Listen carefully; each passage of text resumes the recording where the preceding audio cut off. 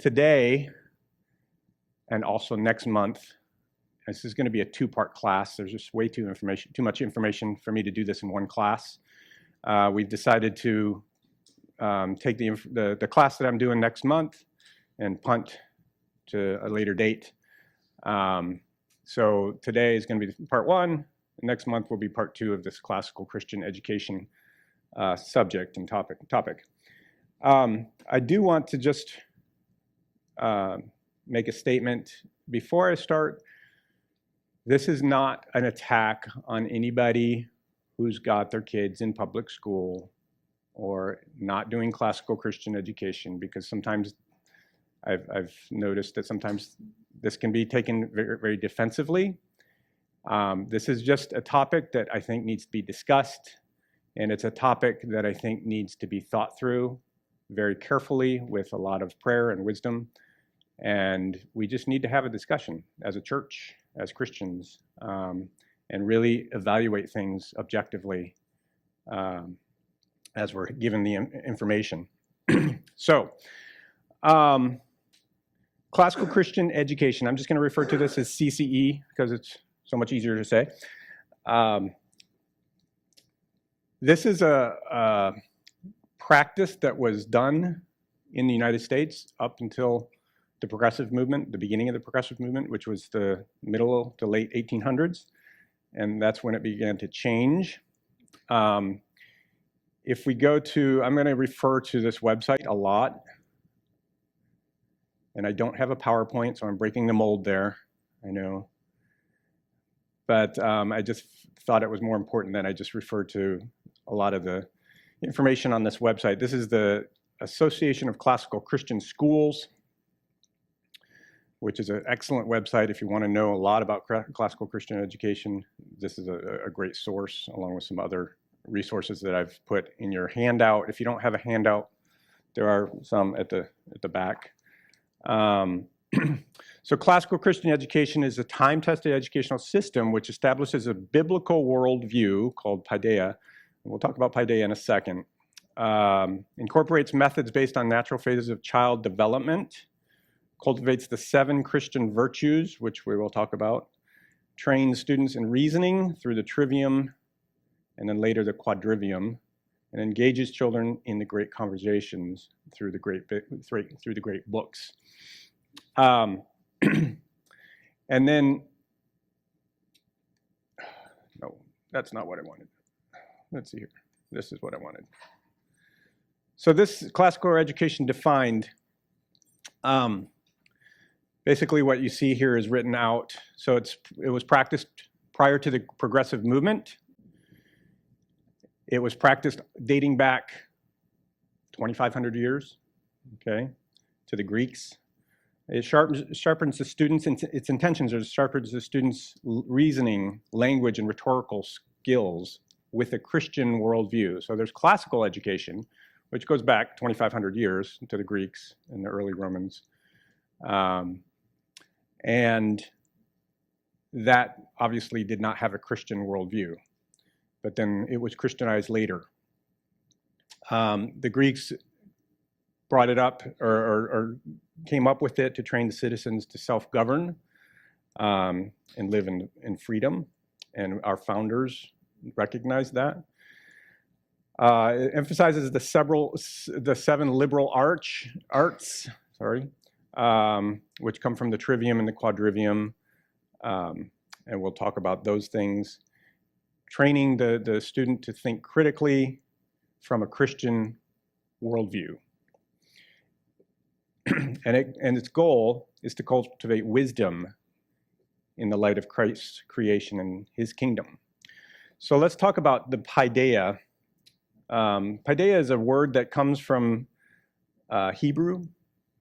It's in the Bible, and there's not a good English translation for it, but it's the deeply seated affections, thinking, viewpoints, and virtues embedded in children at a young age, or the rearing, molding, and education of a child. On the webpage here, the Greek word for the ancient concept, paideia, it is essentially the part of upbringing and education that forms the soul of a human being. It is the key to the formation of a culture. So that's pretty important if you think about that. There's a lot to read. I'm not going to read everything. Obviously, we don't have time for that, but I do want to kind of point out a few things. At its core, paideia motivates our decisions, our behavior through our affections. Because it influences each person in a culture, paideia forms a culture. How do we think? How do we vote? Do we marry? Do we have large families, small families? Do we do productive things, start a revolution? A million actions lie on the surface. So there's a lot of things that are motivated by our paideia. So this is at work, paideia at work. I just want to read a couple things. When we see younger generations embracing things that are not true or condemning things that they should accept, we're watching paideia at work. You just can't see your own paideia very easily. So when we see that in our culture today, we're seeing a lot of things that are embraced that are not true by our culture, and condemning things that are true, that are right. So that's paideia at work. Classical education considers the whole person, including their worldview, habits, thought patterns, character, and culture. As a person grows up, they absorb their surroundings, not just the answers to test questions, which is what we have in education nowadays. Their education shapes who they are and how they see the world and act within it. Education should be first and foremost about the cultivation of virtue. That's an important word that has been pretty much eliminated in our society. And a deep appreciation of truth, goodness, and the beauty in the souls of our kids. The objective then is to shape the virtues and sharpen the reason of students so that these things are in line with God's will. So that's a mouthful. I do want to just touch on this last paragraph, which is really good. If we return to placing our hope in Jesus Christ, in and for all things, we have real hope for the future generations. But we cannot compartmentalize our faith. We must look through the lens of Christianity at everything. That includes education. We must think, and we must love that which Christ loves and hate what he hates. We must rightly order our love so that we will be prudent. We must labor diligently and with fortitude. We must love justice and with it truth. We must temper all our loves with grace. Above all, we must love our God first and then our neighbors. Our faith and our hope will only become salt influencing the world around us. This is paideia, the cultivated affections and the leanings of our hearts toward rightly ordered virtue in the soul. When these ideas conflict, and especially when we don't even realize we are making a choice, what love reigns supreme. So, this is paideia. And then Western Christian paideia is basically going back to what the Greeks and the Romans and the Hebrews cultivated through classical education. We Christianized it later and then molded the two together to create a Western Christian paideia, what Pete Hegseth calls, and many of these classical Christian education proponents call Western Christian paideia. This book is what I got most information from. Also, Recovering the Lost Tools of Learning. It's by Doug Wilson. It has the Dorothy Sayers essay on the lost tools of learning. They're very good reads about all of these subjects. I'll be referring to those at times. So, jumping ahead. So every Western civilization from the time of Christ up to about 100 years ago was built on Western Christian paideia. And it was the melding of Greek, like I said, Greek, Roman, Hebrew philosophy with Christianity, okay? And before progressive education, American education focused on this.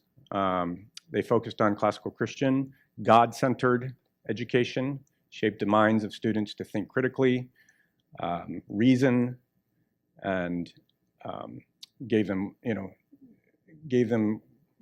moral values or virtues from the very beginning of their education and taught them to have affections for what is right in God's eyes.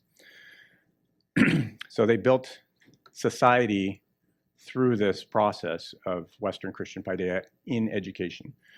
So the outcomes of this, of Western Christian paideia, is reason, virtue, wonder, and beauty. I'm going to talk about these for a little bit. Reason, to think, understand, and form judgments by the process of logic. This is something that nobody does anymore. Okay. I teach in the college, public education, and nobody does it. It's pretty sad. So, the ability to reason is developed over a period of time, being exposed to reading, writing, vocabulary, debate, language, rhetoric, logic, mathematics, science, history, philosophy, and theology, etc. You can put more on the table there. The reasoning, and I'd like to also say that reasoning abilities are not something that are taught. They're not something that are learned. They develop through a process. Through a process that is kind of outlined here. There's rhetoric and logic. Logic and rhetoric, flip it, are the part 2 and part 3 of the trivium. Part 1 is grammar. And if we go to, let's see here. I'm going to have all these open pages for you, Kevin. The trivium, just want to read a little bit about logic and rhetoric.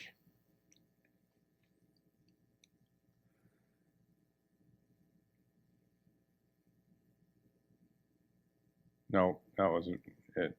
Sorry. I think that's trivium. There we go.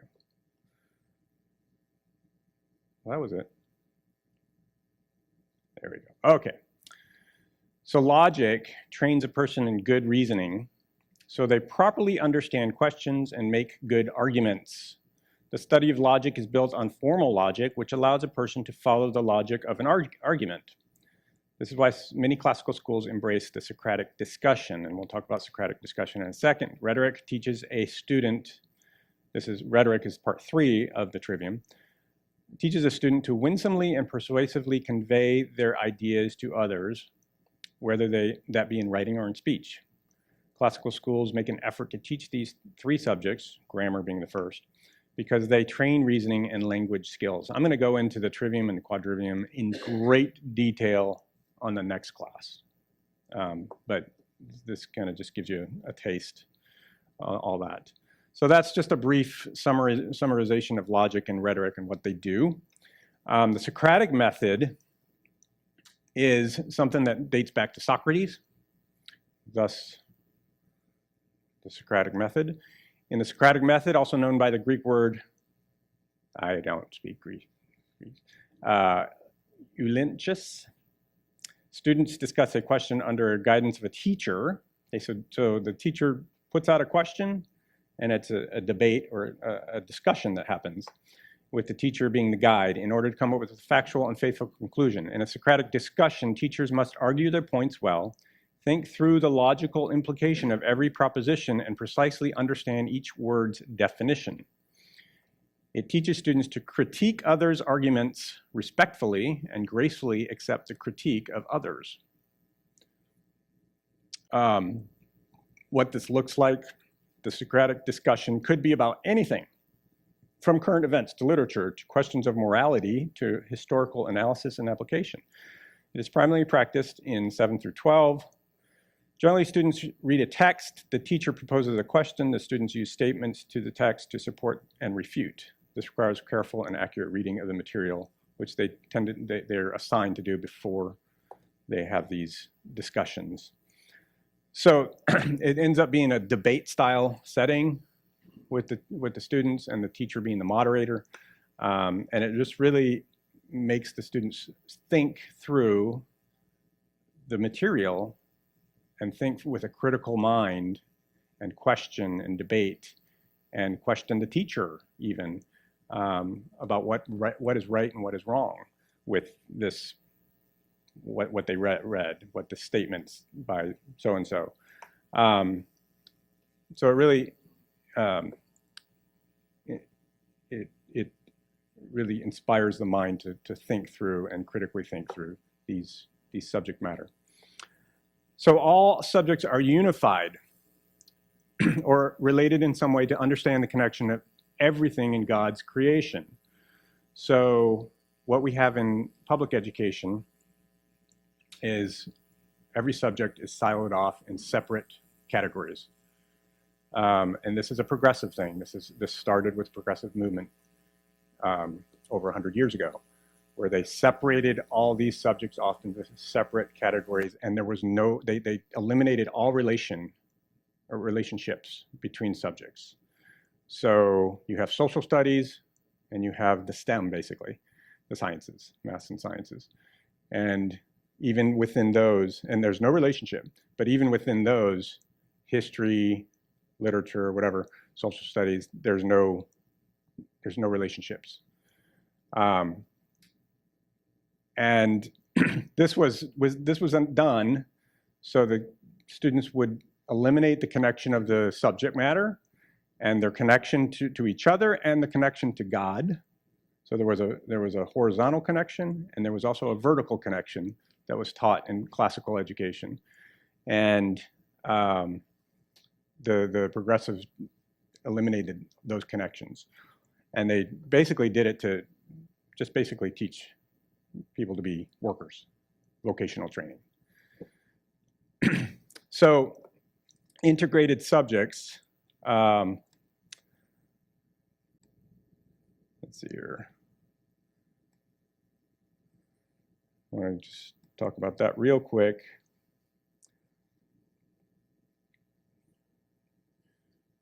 To integrate subjects means to remove barriers between areas of the study and to make connections among subjects, because all truth ultimately belongs to God. Subjects are the hallmark of modern education. Algebra for an hour, then literature, then physics, then Bible, if it's a Christian school. But when subjects are isolated from each other, students make fewer connections, even between subjects that fit well together, such as history and literature. They learn not to use all their skills in every class and never develop the habit of taking everything in life from a Christian perspective. Classical Christian education strives to integrate materially, both laterally, so what I was talking about horizontally, every subject with every other subject, and vertically, every subject as it belongs to God. So this is just a brief overview of integration of subjects. Reading of original sources. So what we see in education now, public and private, is textbooks. Lots and lots and lots of textbooks. And textbooks are basically the combining of material from original sources that people, editors, publishers, pick and choose what they want to use from original sources, and they create these textbooks. Well, textbooks can be bent to a certain perspective, right? We can see that with, I think a great example of this is Howard Zinn's The People's History of the United States. If you know that book, it is basically a Marxist, it is a Marxist evaluation of history of the United States. Howard Zinn was a self-avowed Marxist communist. And it is used throughout the United States public schools as the standard history book for the United States. And then you wonder why people are burning things down in our streets. But that's an example of a textbook that has been totally, as a very overt example, of a textbook that has been veered a certain direction. So with original sources, you can't do that.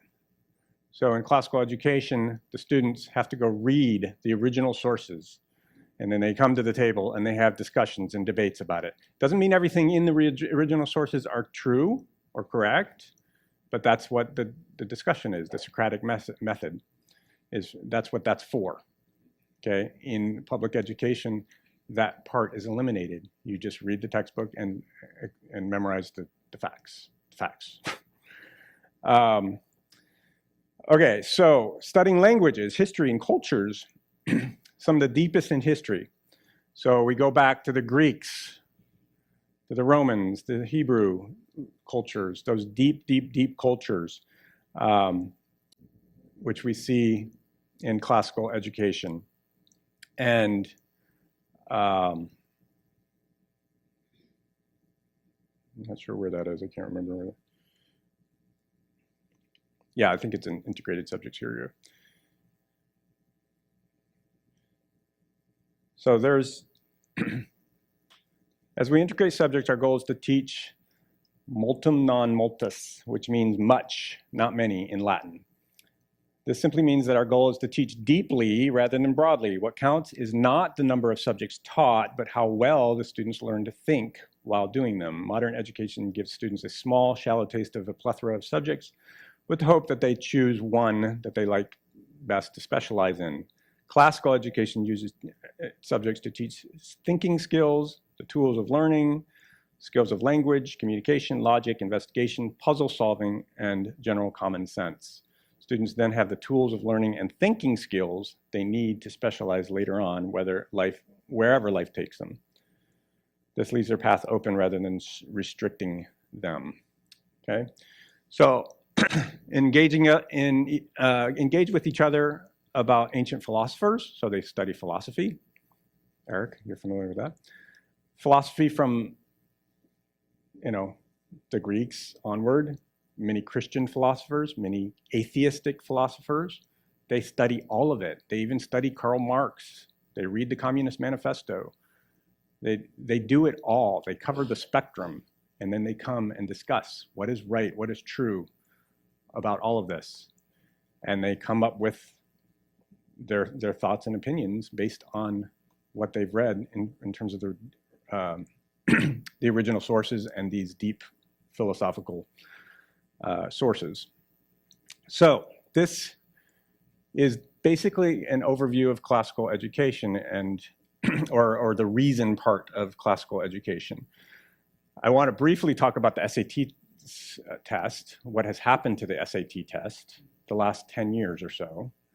About 10, 12 years. How many of you remember Common Core? Okay, so Common Core it was put on the table by the Bush administration, and it was taken across the finish line by Obama. So they're both guilty in my eyes. And every state adopted it at one point, and then many states, including South Carolina, took it off the table and rejected it. Well, they rejected it in name only. They still teach it. It's just not called Common Core, but the method itself is taught in South Carolina. So basically what Common Core did was just strip out any sort of reasoning. Took out storybooks. I mean, there's still some of that stuff happening, but it's a lot less. About 75% is basically memorization of facts and figures, statistics, okay? And what happened to the SAT in 2016, they actually changed the SAT to accommodate Common Core method. So SAT used to be a reasoning test. There was verbal reasoning, and there was quantitative reasoning. And you can see on here the definition of each. I'm not going to go through that for time, but you can read that yourself. But there was a reasoning test. And what they did was they changed it. So the verbal reasoning was changed to just a bunch of questions, like historical questions or whatever. So the student could prepare for this by just memorization of facts. Also, the quantitative reasoning was changed to mathematics, basically. So you learn a bunch of formulas. You're good at math. You can do well in that portion of the SAT test. So reasoning skills were pretty much stripped from the SAT test in 2016. The SAT is not necessarily required anymore to get in college, but that's for other nefarious reasons. I don't necessarily disagree with that decision because I think it's, but it was stripped from a lot of things because of racial justice and all, that stuff.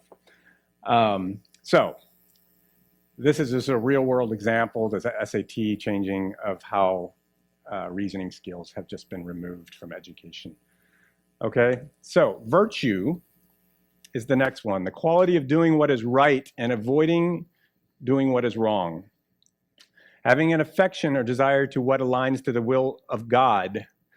And I want to read this quote from this book, from Hegseth's book, by a writer and theologist, Kathleen Schleiss. It captures this very well. There's a long history in Christian education that focuses on the formation of the affections alongside the training of the intellect. This reflects one of the religion's foremost insights about human nature. Augustine famously wrote, quote, "You have made us for yourself, and our heart is restless until it rests in you," unquote. That is, humans navigate our way through the world via the things we love, the stories about the world that captivate us, the desires that motivate us, the material or spiritual goods that attract us. And we need guidance to make sure that the things we love are ordered beneath our ultimate love of God. Christians have often described sin as misdirected love, loving the wrong things or loving the right things in the wrong way. Christian education then has historically focused not merely on delivering the right information, but also on giving the students the tools to shape our loves. So that's, I think, a great version of explaining what virtue is and what and how our affections are shaped to love what God loves. It's not good behavior. It is it is desires or things in our soul that result in good behavior. So education influences this and how we are cultivated in terms of our desires and our affections. So I talked about this last spring a little bit, but you can see here the term virtue and how it has decreased over the last 200 years. And if you look at that compared to morals or values, the term values, how morals and virtue have decreased, virtue more so, and values have just skyrocketed. And we hear values a lot in our society now. Well, virtue is something that is God-centered. Virtue is something that's God-centered. And it aligns itself with what God loves and what is right and what is true. Values is something that's humanistic, something that's from within. Okay, so that's why we have seen that flip. And if you notice, it was basically the middle of the 1800s that the term values started going up. That was the beginning of the progressive education movement. And you can see right around the turn of the century, 1900, the height of progressivism really infiltrating. I'm not going to say the height of progressivism because we're living in it now, but that movement really beginning to infiltrate and taking hold of everything, the early 1900s, you can see they actually flip-flop, they crisscross there. It's not by accident. So I thought that was very useful to point that out again. And I just want to read something that Pete Hegseth says in here about this. Progressive replaced the word virtue with values late in the 19th century and early 20th. Virtue comes from God, values come from within. The progressive liberal clergy were teaching the social gospel based on values instead of virtue. This happened in about the 1890s, when the church kind of saw a split. You saw the liberal church, which resulted in what we see in the very liberal church now. And then you saw the fundamentalists, which, the Baptist and whatnot. So fundamentalists in the late 19th and early 20th centuries forgot virtue and made a list of morals.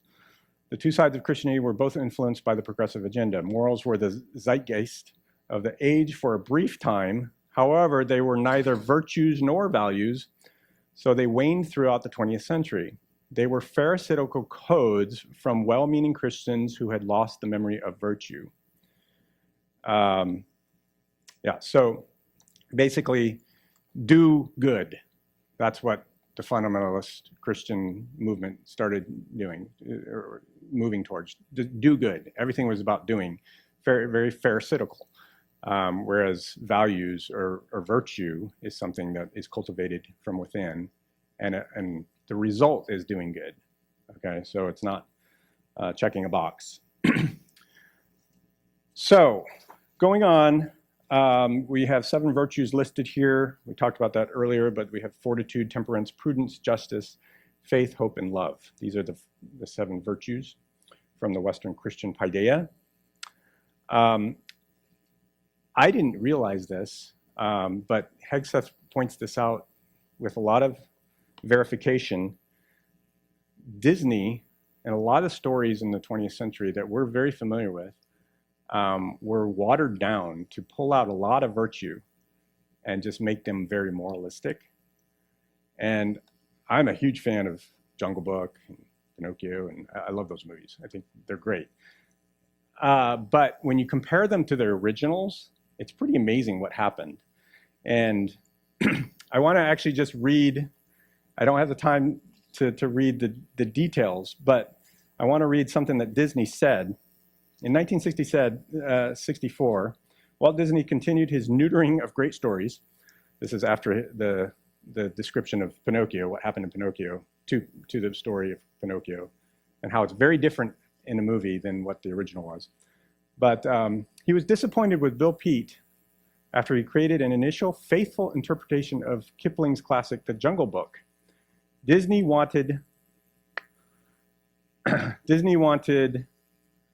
something less lush and moody and less serious. He hired a new director, Larry Clemens, to direct Jungle Book with one condition, quote, "The first thing I want you to do," instructed Disney, "is not read it. I want you to have fun with it. Have fun with it with what you do." The product released in 1967 bears out Disney's request. And then it goes into detail on how it changed, how the movie is very different from the book, and how the virtue aspect of the book is missing in the movie. And the movie is very moralistic. And there's nothing wrong with what's in the movie, you know, it really isn't. But it's what is missing is what's pretty revealing. So this happened a lot in storybooks throughout the 20th century when they were switched to film or whatever. And you see this also when you talk about secondary sources. When you don't go to the original sources and you look at textbooks, this happens. You see virtue taken out, basically. And you see that in many Christian schools too, because they have Christian books, but they're textbooks, and they're like I said earlier, they're moralistic. They're not virtuous, or they water down the virtue. Okay, so going on, I don't have much time. Wonder. The point of CC is to inspire wonder that pushes a student to engage on matters much bigger than what they can see and do.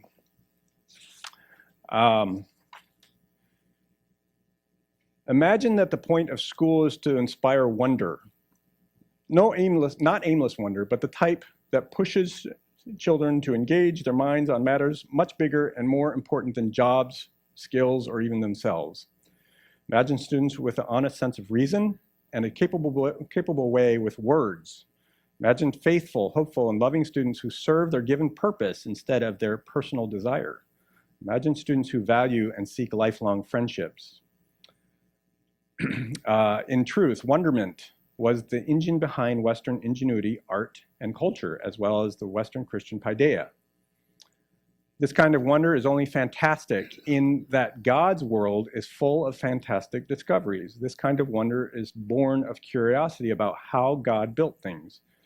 This kind of wonder is not an unbounded wonder, but a wonder conformed to the pursuit of an infinite God. Great accomplishments begin with great vision. This is where true education begins.